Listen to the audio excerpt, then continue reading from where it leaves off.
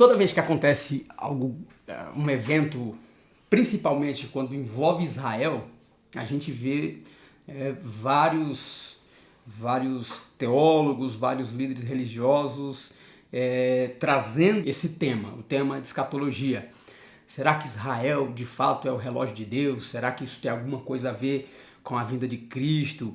Então, várias posições escatológicas vão aparecendo e alguns grupos vão tendendo mais para um lado, outro para outro, e aquela discussão recomeça, né? O debate é bom, o debate é muito bom, é muito importante, muito interessante. A única coisa que eu fico incomodado com esses debates é porque tem alguns que falam como se fosse os donos da verdade absoluta, né?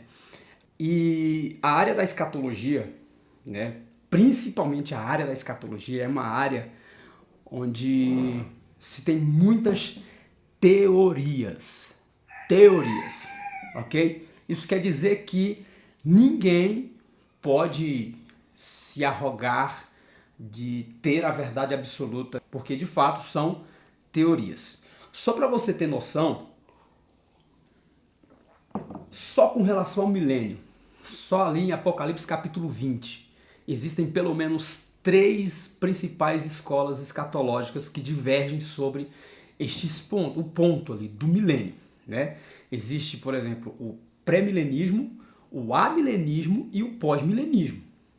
Só ali em Apocalipse capítulo 20, 3 escolas escatológicas divergem com relação ao milênio. Se é literal, se é alegórico, se é figurado, se vai começar ainda, se já começou, se nós estamos vivendo o milênio, se esse milênio vai acontecer antes da vinda de Cristo, depois da vinda de Cristo. Então, só aí nós já temos 3 grandes escolas escatológicas divergindo com relação ao milênio. Com relação à tribulação, por exemplo, nós temos mais 3 principais e tem algumas outras também, mas as principais são pré-tribulacionismo, mesotribulacionismo e pós-tribulacionismo. Só que, né, na questão da tribulação, nós já temos 3 principais escolas escatológicas divergindo sobre o momento, como será, né, se a igreja passa pela grande tribulação, se a igreja não passa pela grande tribulação, se a igreja ela pega metade da tribulação e ela é arrebatada no início da segunda metade da tribulação. Dentro do pré-tribulacionismo ainda nós temos os dispensacionalistas e os aliancistas, né? E ainda dentro do dispensacionalismo nós ainda temos o dispensacionalismo clássico, dispensacionalismo progressivo e o dispensacionalismo revisionado. Revisionado, é isso.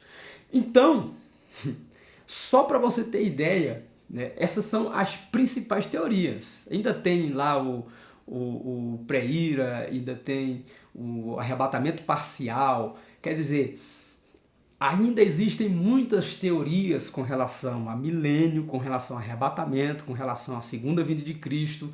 Então é impossível que alguém chegue e diga assim, olha, você entendeu errado isso, porque o que vai acontecer é assim, assim, assim. Nós vemos aí alguns teólogos, por exemplo, que assistiram um vídeo e a partir daquele vídeo, pronto, agora ele é o dono da verdade e tenta ridicularizar todos os outros pensamentos, todas as outras posições, todas as outras teorias.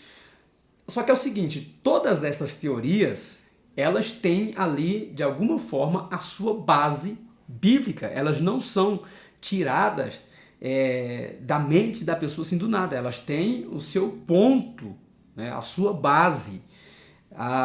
Então vai divergir ali na forma de interpretar. Tem os literalistas, tem os futuristas, tem os alegóricos. Então, a hermenêutica que vai ser aplicada vai definir, né, o resultado da interpretação de um texto, de um livro. O Apocalipse, por exemplo, existem, né, várias formas ali de se interpretar o Apocalipse. Então, Eu, por exemplo, eu sou pré-milenista, pré-tribulacionista, dispensacionalista clássico, ok? Por quê? Porque estudando este assunto, estudando escatologia, essa posição, esse pensamento escatológico foi o que melhor respondeu às minhas perguntas. Não quer dizer que seja perfeito, não existe nenhuma teoria com relação à escatologia que seja 100% perfeita. Todas elas têm um problema, todas elas vai ter alguma dificuldade de explicar alguma coisa, certo? Então vem o pós-tribulacionista e diz assim, eu ouvi um pós-tribulacionista um dia desses, a gente conversando sobre isso, e ele diz assim, olha, a igreja sempre passou por tribulação. Então, essa igreja, a igreja de hoje, ela também tem que passar por tribulação. Eu penso, cara, se esse for um argumento, no meu entender, esse argumento é muito fraco. Por quê? Ok, a igreja sempre passou por tribulação, beleza. E a igreja de hoje não passa por tribulação? Isso é muito fácil eu falar aqui, né, do meu sofá, das igrejas confortáveis que a gente tem, né, igreja no ar-condicionado, cadeiras acolchoadas, programa de TV, beleza. Então a igreja está bem tranquila aqui.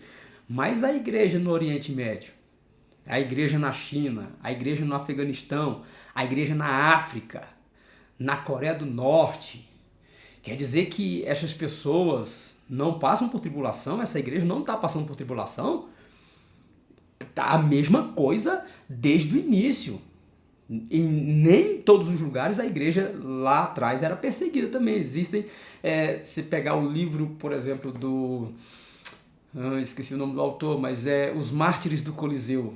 Os Mártires do Coliseu. Tem uma parte ali, eu tenho alguns problemas com aquele livro, mas a parte histórica é muito importante. Tem uma parte no livro que dizem que cristãos vinham de algumas cidades, outras cidades que não tinham perseguição, para ser martirizados em Roma. Eles queriam ser perseguidos, eles queriam morrer pela causa do evangelho, eles queriam morrer, eles queriam de alguma forma sofrer aquilo que Cristo sofreu por eles, né? Essa era a mentalidade, esse era o entendimento. Então existiam lugares em que a igreja não estava sendo perseguida, certo? Como hoje existem lugares que a igreja não está sendo perseguida, óbvio que tem, principalmente, né, os países democráticos, onde já existe liberdade religiosa. De fato, essa igreja não está passando perseguição, né, física, mas existem muitos outros lugares em que as pessoas, os cristãos, estão morrendo por causa do nome de Cristo. Você pode dizer que essa igreja não está passando por tribulação? Isso para mim é simplesmente um erro de cosmovisão. Eu estou aqui, né, no Brasil, num país que ainda tem liberdade cristã, e estou dizendo que a igreja tem que passar por tribulação porque eu não estou passando por tribulação. Para mim, no meu entender, isso é um erro de cosmovisão, né? Se essa é de fato um argumento do pós-tribulacionismo, que a tribulação é apenas um acentuamento da tribulação, é apenas um crescimento da tribulação, enquanto que, pelo que eu vejo das escrituras, a tribulação na realidade é um evento único, como nunca houve e nunca haverá, né? É um evento excepcional, ok? Então não é, no meu entender, apenas um acentuamento de tribulação, né? Mas é um evento extraordinário, único, sem igual na história da igreja, ok? Então, assim, nós interpretamos a Bíblia de forma literal, ok? Que, ao meu ver, no meu entender, é a forma mais segura de se interpretar a Bíblia, porque se a gente for alegorizar os textos bíblicos, essa interpretação ela vai ficar muito à mercê do intérprete, né? Cada um vai dar a sua interpretação de um texto, já que ele é alegórico, ele fica livre para que o intérprete interprete o texto ao bel prazer, Então, ao meu ver, a forma mais correta e mais segura de se interpretar um texto é na sua literalidade. Ainda que ele seja alegórico, né, ele vai estar falando de algo literal, ok? Ainda que contenha alegorias no livro de Apocalipse ou em outros lugares da Bíblia, ele está tratando de algo literal. Então, a forma literal, o método literal é o método mais seguro de interpretação, certo? Então, o pré-milenismo, o pré-tribulacionismo dispensacionalista interpreta a Bíblia de forma literal, beleza? Eu estou aqui, por exemplo, com a Declaração de Fé das Assembleias de Deus, esse livro que é sensacional, do Pentecost, né? Esse livro é muito bom. Veja, está marcado aqui, cheio de coisas, cheio de grifos. Né? Esse livro, ele trata das principais visões escatológicas, né? Ele faz uma análise detalhada de todas as visões escatológicas e ele traz ali uma ênfase, obviamente, o Pentecost, ele é dispensacionalista, né? Então ele traz uma ênfase no pré-milenismo, pré-tribulacionismo, ok? Mas ele é muito bom, ele apresenta todas as visões escatológicas. Aí tem alguns que a gente às vezes vai conversar e eles acreditam que eu sou pré-tribulacionista ou qualquer um pré-tribulacionista só é pré-tribulacionista porque não estudou, né? Então é importante dizer que em todas essas visões escatológicas existem representantes sensacionais, né? Teólogos sensacionais, pessoas que realmente têm profundo conhecimento bíblico, ok? O que vai divergir aí é com relação à hermenêutica aplicada, né? Mas em todas elas tem representantes extraordinários. Então não tem porquê tentar diminuir o outro, ridicularizar o outro por conta da sua posição escatológica. Como dispensacionalista, por exemplo, eu acredito que há sim uma diferença, né? Uma diferença entre Israel e igreja, ok?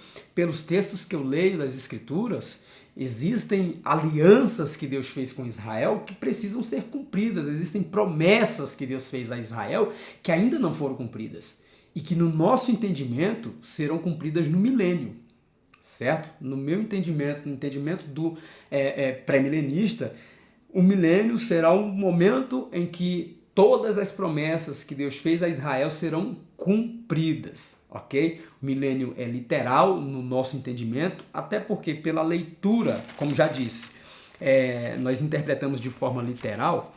Então, a leitura do texto de Apocalipse 20 nos leva a entender, a leitura natural nos leva a entender que o milênio é literal. Eu vou fazer a leitura com você e vamos, né?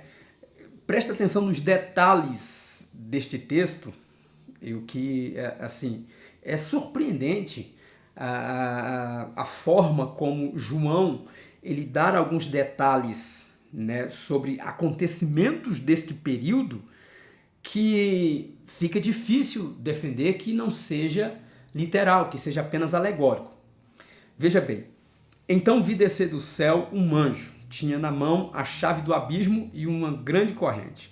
Ele segurou o dragão, a antiga serpente, que é o diabo, Satanás, e o prendeu por 1000 anos. Lançou-o no abismo, fechou-o e pôs selo sobre ele para que não mais enganasse as nações, até que se completarem os 1000 anos. Depois disso, é necessário que ele seja solto pouco tempo. Vi também tronos, e nestes sentaram-se aqueles os quais foi dada a autoridade de julgar.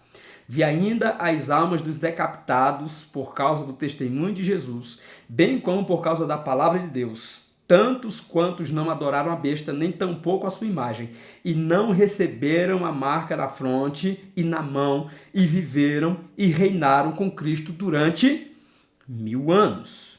Os restantes dos mortos não reviveram, até que se completassem os 1000 anos. Esta é a primeira ressurreição. Bem-aventurado e santo é aquele que tem parte na primeira ressurreição. Sobre estes, a segunda morte não tem autoridade. Pelo contrário, serão sacerdotes de Deus e de Cristo e reinarão com ele os 1000 anos. Quando, porém, se completarem os 1000 anos, Satanás será solto da sua prisão. Então, para mim, no meu entender, é muito complicado defender que tudo isso que João está trazendo aqui é apenas uma alegoria dada a riqueza de detalhes, de acontecimentos e da repetição que ele faz com relação aos 1000 anos. 1000 anos, né? Então, para nós, esses 1000 anos eles são literais. Será o momento em que a igreja reinará em plenitude com ele, né? A igreja não está reinando hoje. Nós vemos isso. Satanás ele não está preso. Satanás continua atuando, seduzindo nações, e isso nós estamos vendo acontecer diante dos nossos olhos, tá?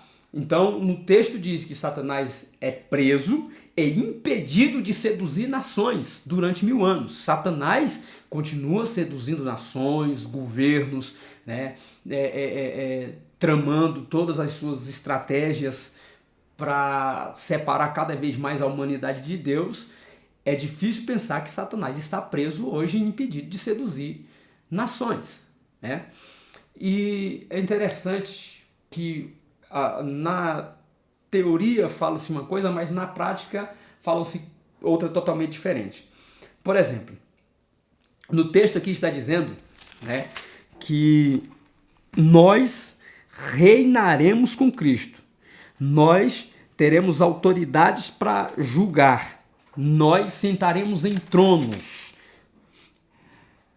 E aí, quando nós vemos alguns irmãos pós-milenistas, né, em suas pregações, dizendo que a igreja tem que ocupar o seu espaço de proeminência, a igreja tem que estar no topo, na montanha das decisões e tal, aquela coisa toda, aí nós vemos alguns irmãos amilenistas e dizem, não, a igreja não foi chamada para isso, a igreja não tal.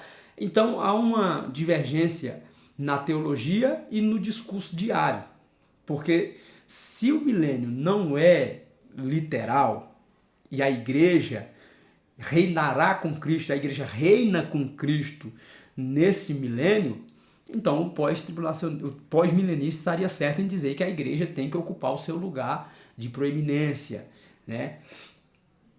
E aí fica complicado esse discurso. Nós reinamos com Cristo agora, nós estamos assentados nos tronos, julgando nações, ou isso só vai acontecer no futuro? No meu entender, o reino de Deus, ele é hoje espiritual, progressivo na questão do crescimento, mas literal, porque ainda irá acontecer, né? Vinde, benditos de meu Pai, possuí por herança o reino que vos está preparado desde a fundação do século. Então Jesus fala do reino que já está entre nós, o reino de Deus está entre vocês, arrependei-vos e crede no Evangelho. Jesus Cristo fala do reino que vem e se espalha, né? Venha a nós o teu reino, buscai primeiro o reino, levai a palavra do reino, a realidade do reino.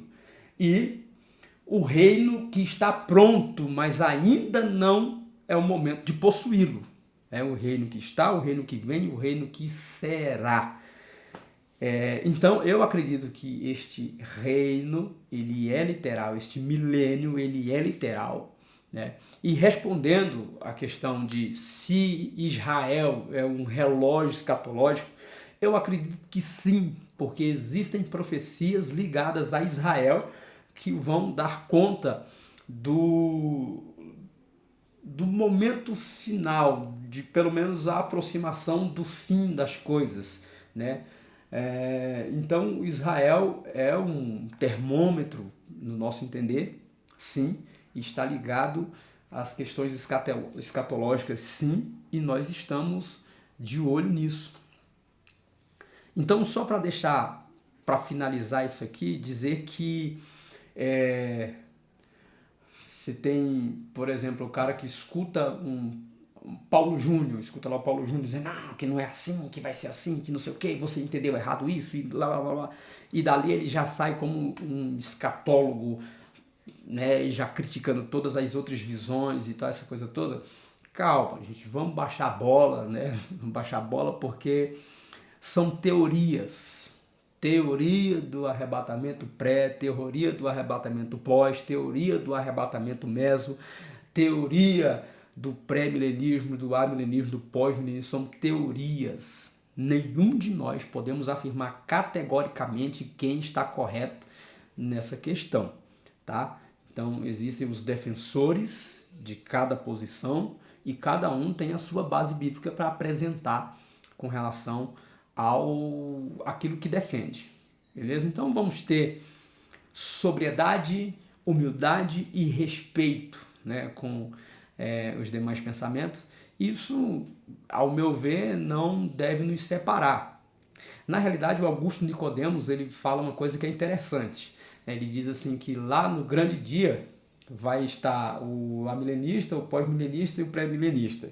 E um vai olhar para o outro e vai dizer, eu te falei que era assim? Então, nas questões que são essenciais, nós somos unidos, temos o mesmo entendimento, o mesmo pensamento. Mas existem divergências naquilo que é secundário e é saudável que isso aconteça e que a gente saiba debater esses pontos, né, com respeito e com humildade. E principalmente tendo a Bíblia como a nossa base para tudo isso. Beleza? Então que Deus em Cristo abençoe você e até a próxima.